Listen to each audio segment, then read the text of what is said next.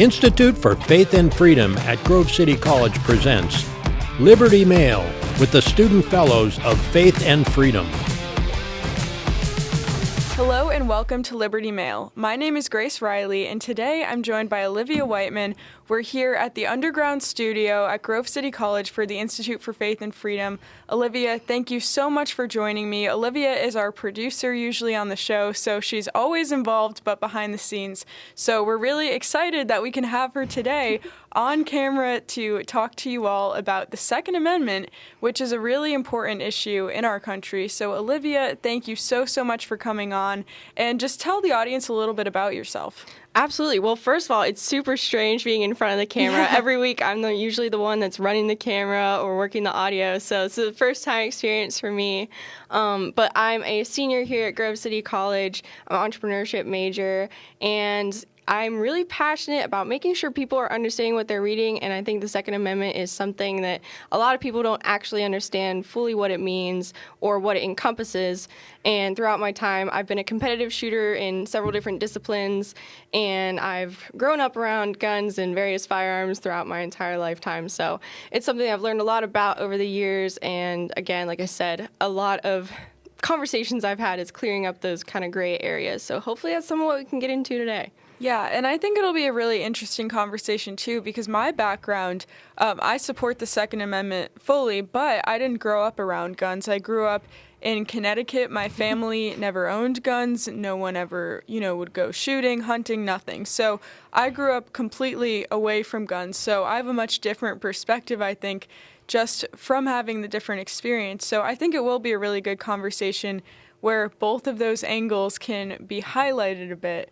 But just going into it, so the Second Amendment gives us the right to bear arms. So what does that mean exactly? Because there's a lot of misconceptions about, what that right entails, I guess. Yeah, definitely. So one of the biggest things I hear is, well, the Second Amendment is protecting hunting, and that's fine to do that, but you shouldn't be able to use it really to protect any other types of usage. And in fact, it's not meant for hunting or competitions or target shooting. It's the ability to protect yourself and loved ones that you have. So the Second Amendment really protects the inherent right to defend yourself and others from harm and evil. It's a defense of the innocent, a real sheepdog mentality of making sure that you can protect not only yourself, but the rest of the people that you love and care about, as well as a tyrannical government, if that ever would happen. So there's no constitutional limit on the type of arms or the number of arms owned or the number of rounds you can have, what type of firearm it is. So there's all kinds of different calibers, all types of different ways that they fire, automatic, semi-automatic, a bolt action, things like that. So that none of that is covered in the Second Amendment, but it's all theoretically protected under that. Yeah, and I think that's important for people to understand, too, because it's true that normally what comes up in conversation, especially on the news nowadays with current events and with a lot of gun control legislation being pushed, is, why do we have the Second Amendment? And it's a talking point that, it's just for hunting or recreation and no one needs a gun for that, so we should just ban them all together or put all these restrictions. But Exactly. You're hitting the point that it's a lot deeper than that. That's not why we have the right. Yes, those are great things about the right, that we have the right to, do competitive shooting, hunt, and use firearms for recreational use. But it's a right that runs a lot deeper than that and has a much deeper meaning. And something that is important to consider too is just the value of responsible firearm ownership, because even with a lot of those things that become kind of prevalent in the news discussion, there's not much acknowledgement that responsible gun ownership should be focused on, and those people are not the problem with a lot of the things we see. Yeah, so I don't think that everyone can own a gun because I don't think they're responsible enough to it. To own a firearm, you definitely have to be responsible, and that's taking inherent responsibility. And by living in the United States and legally owning a firearm, you're taking responsibility for protecting and defending yourselves and others, and therefore becoming basically the true first responders. So that kind of brings me to something I wanted to bring up. A pet peeve of mine is the definition of mass shootings. So this is going a along with becoming your own first responders. But mass shooting, that phrase specifically, the media has completely warped and twisted that definition, at least in my mind, and doesn't really explain what they're meaning by that. Everyone gets scared by this. No one likes hearing the term mass shooting when it comes up in the news. It's never a good thing to say, but just to throw it out there, I was doing a little bit of research, especially with a couple of mainstream articles. And for example, USA Today is using numbers based off of the Gun Violence Archive, which is a nonprofit research group. And their definition of a mass shooting is an incident in which 4 or more people are shot or killed, which doesn't include the shooter. So to me, that's saying that a lot of times when they're referring to a mass shooting, if someone is just nicked by a bullet, accidentally have an accidental discharge and shot in an appendage, something like that, they're including that in their number of mass shooting. And then therefore, that's whenever it gets blown out of proportion in the news. Everyone thinks it's a big deal. Everyone freaks out over that. Not to say that it's a good thing or to diminish the fact that 4 people have been shot or injured, but just to pull that into perspective, that also noted that they're moving toward expanding that definition to include 4 or more injuries in the future, which is very interesting language because that seems like even if it's not a gunfire-related injury, they're still going to include that in their number. So if someone would trip and fall running or be hit by a car, as we've seen in some other examples of what have been labeled as mass shootings, those would also be included in those numbers, playing into the mass hysteria and panic surrounding things like, oh, a bunch of people have been shot, it's a mass shooting. Yeah, and I think that this does point to just the rhetoric of it, because obviously any shooting is bad and, it's all horrible. But when the mainstream media and when politicians use the term mass shootings and use statistics associated to make it seem like there are these huge shootings that happen very commonly in America, that's misleading.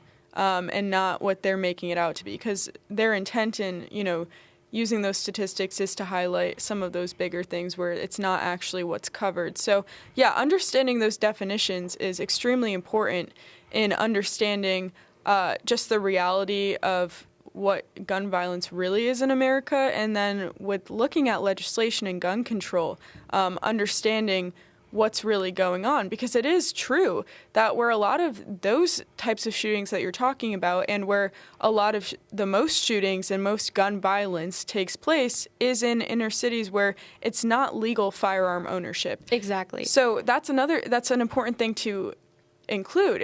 These aren't legal firearm owners that are following the law and, following their rights, and taking rights away from legal, responsible American citizens is not going to help this problem.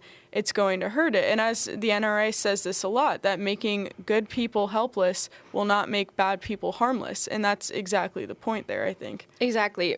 9 times out of 10, you're going to see, several days later, probably buried in deep, but that the shooter was in fact someone who wasn't legally allowed to possess a firearm, legally obtained the firearm, and that's never covered as deeply as the article. Yeah, and I think, too, something to point out is just that I think a lot of people's reactions to guns is that they're scary because they're unfamiliar, and that's just a lot of people's initial reaction, which is a good reaction. People should, understand the weight of a firearm, which is why people should understand firearm safety.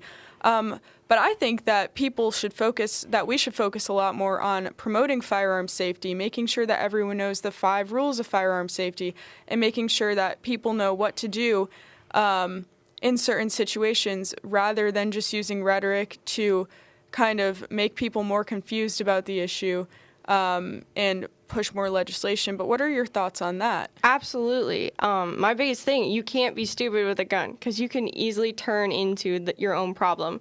The NRA, there's a couple of quotes from them that basically the good guy with a gun is how you're going to stop a bad guy with a gun. But that's not true if the good guy with a gun doesn't know how to use it or how to use it properly. They can just as easily turn into just as much of a problem with not paying attention to where they're firing. But however, I do think it's valuable to have those people out there. So being able to train and operate your firearms well is an extremely important part that's often overlooked, which many times these good guys with the gun are usually well trained, have been trained, and just by carrying in and of itself, you're taking on the responsibility that if you're willing to put your life on the line to save the lives of other people, you better know how to operate your firearm and make sure that you're not going to put other people in harm's way that wouldn't necessarily be in harm's way by doing that.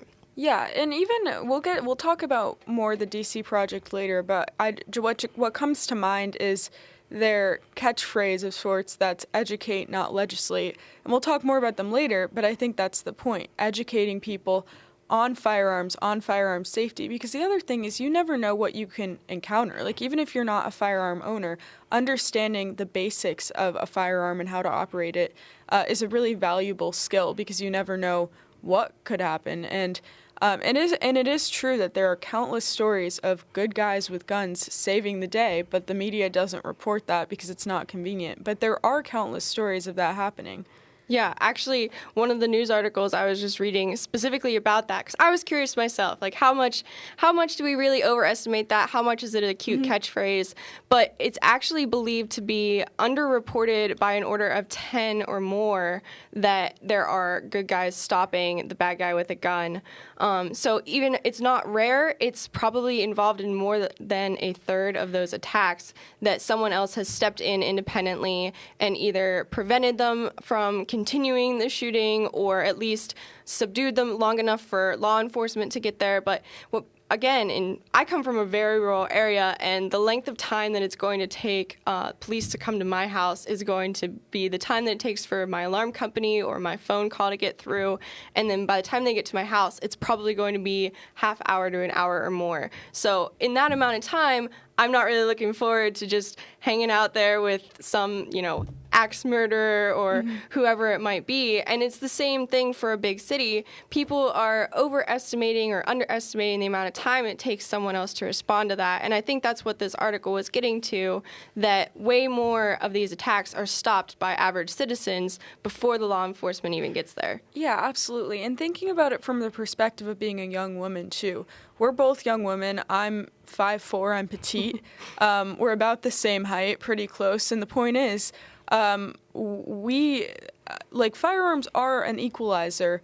When you're well trained and whatnot, they are an equalizer, because when you're your own first protector and defender, that exactly what you're explaining. You can't just count on the fact that in 10, 20, 30 minutes someone can come help, even 5, because those minutes could be crucial.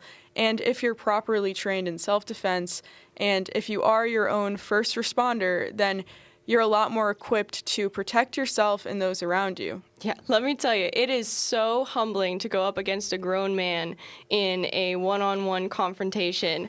You think you have a good advantage over them, and it completely goes out the window. Even if you think, oh, well, this is like a skinny guy, or he's shorter than me, there is nothing to make up for that just pure, overwhelming magnitude that guys just have over women just by nature.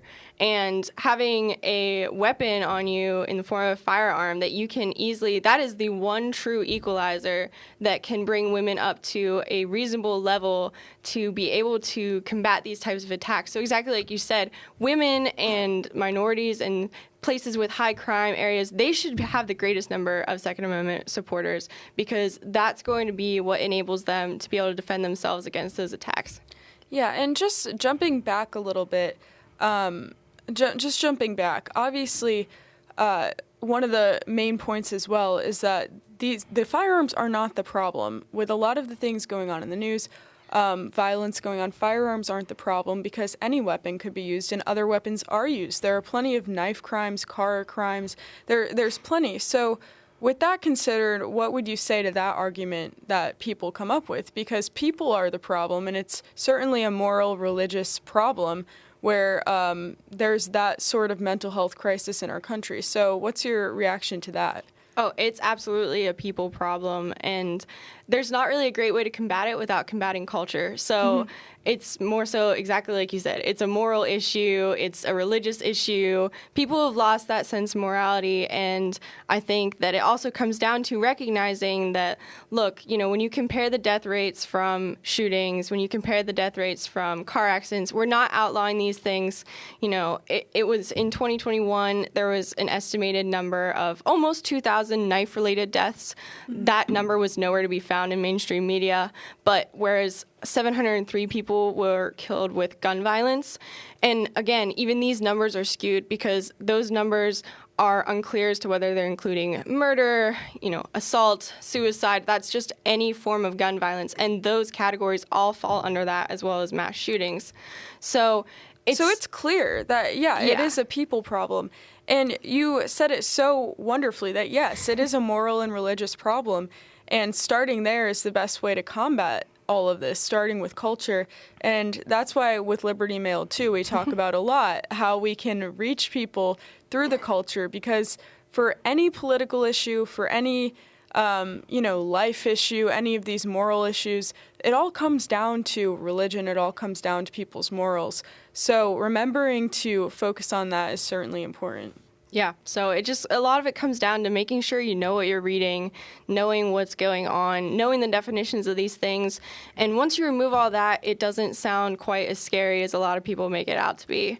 Yeah, absolutely. And I find it interesting, too, how many people don't know definitions when it comes to firearms. I mean, even people that think that AR from an AR-15 stands for an assault rifle, which is not true. Exactly. It's Armalite. So it's a lot of people, there are a lot of misconceptions there, which the political left perpetuates and promotes.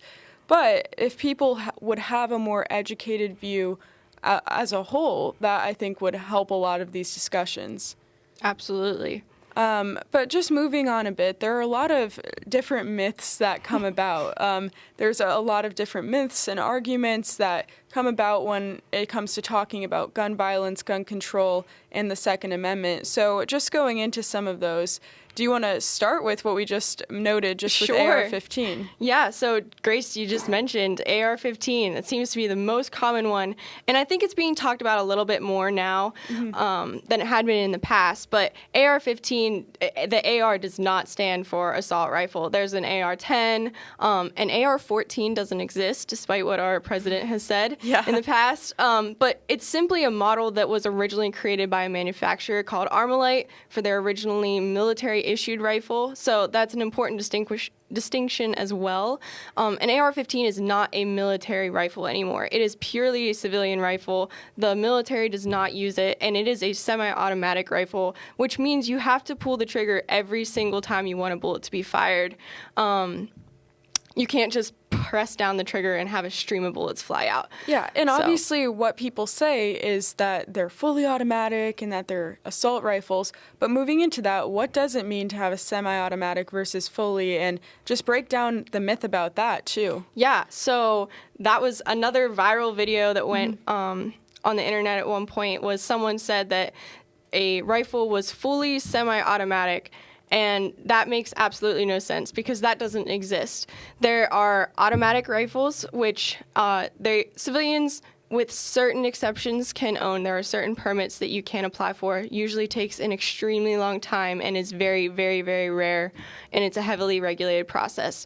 So those almost don't exist within the civilian world. What's more common is a semi-automatic rifle. Those can be anything from a hunting rifle to a shotgun to .22 caliber rifles are very common to be in a semi-automatic platform. Really anything that you want. And that just means that every time you pull the trigger, a bullet will fire.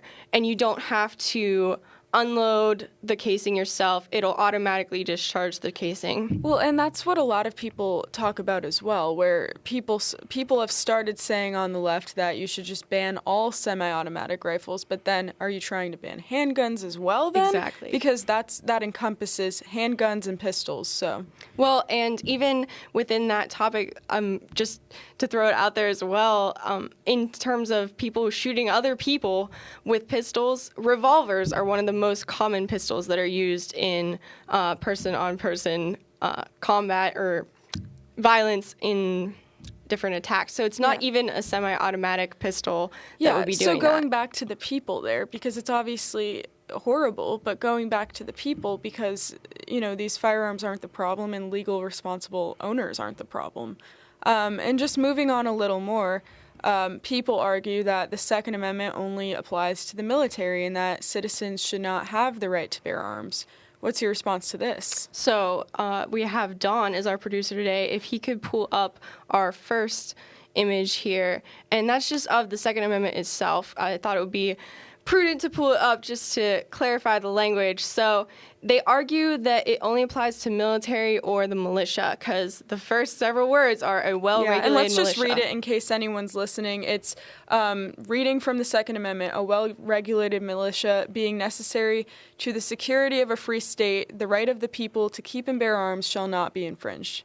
Yeah, so this is the misconception of a fundamental misunderstanding of what the word militia actually means. And a militia was intended to be a citizen's response to a federally or state-controlled army, which the Constitution provides for that type of army in other areas. So the militia was, should the time arise, citizens be able to take up their own arms that they own privately and defend themselves against a corrupt military power. And that is the right of the people to keep and bear arms. That's for, if it's an attack on your family, it's an attack on your home, an attack on your property, that's what that really covers. And then the militia part, again, as I said, that is for whenever you and your neighbors feel that the time is now, which there's debate about when that time comes, and that could be a whole other episode. But that's really what that means. The point it doesn't is have to do with it. Well, yeah, and the point is learning from our history and understanding the significance of why that was in there. Right. And how America even came to be, and the fact that governments can and do become corrupt, and that's a very real threat that shouldn't be looked over, and it's naive to think that, we should just trust the government with anything, and we should just give up all the guns now because everything's fine. I think that's would be a really naive perspective. Right, and just so it's looking at one way, the history of the entire world. Yeah, it's one way that the original founders set up a checks and balance system so that the people would be able to have that extra protection against a government should it become tyrannical.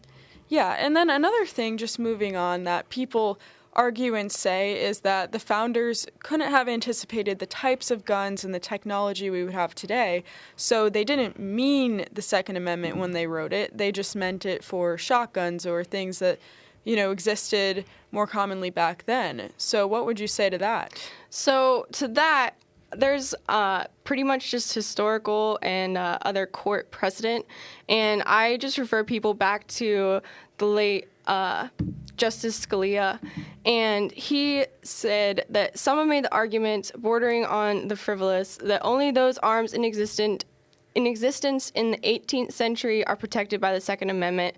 We do not interpret constitutional rights that way, just as the First Amendment protects modern forms of communication and the Fourth Amendment applies to modern forms of search. The Second Amendment extends to all instruments that constitute bearable arms, even those that were not in existence at the time of the founding. So that's basically just applying the same argument to we're not putting other bounds on modern forms of communication. Why would we apply that kind of reasoning to the Second Amendment when we don't really apply it to any other amendment? Yeah, and that's in legal terms, and also just thinking about what, you mentioned earlier, how understanding the different types of firearms is not even the point here with the violence that's happening. There are plenty of other forms of violence that are in higher numbers, and also the types of firearms are differing among that. So just looking at it as a whole, the real significance should be interpreted as it is written here and as we discussed before. And just moving on, we'll have to close soon, but just moving on, what are some resources that people can look at to learn more about the Second Amendment, that they can look at to get it more involved, and stuff like that.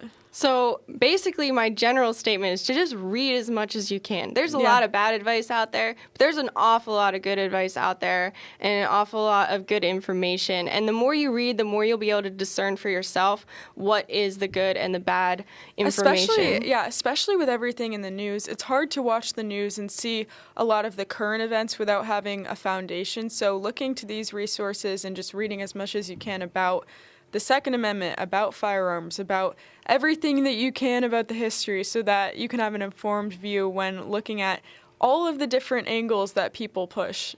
Yeah, so if you're watching on YouTube, we have a slide pulled up here with just a couple of logos. So a lot of people will point to the NRA or USCCA, which both have really good resources, but a lot of people view them as super polarizing nowadays. So if they're too polarizing for your taste, I only typically use them myself, mostly for fact checking, because that's really their strong suit, is double checking different states' laws and regulations, things like that. So if you're looking for more informative information, I personally really like the Warrior Poet Society. I found them recently.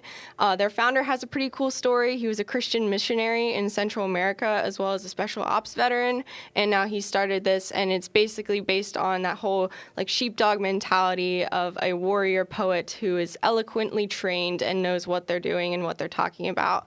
And then especially since Grace and I are both women, I have to point out both the DC Project and Armed and Feminine.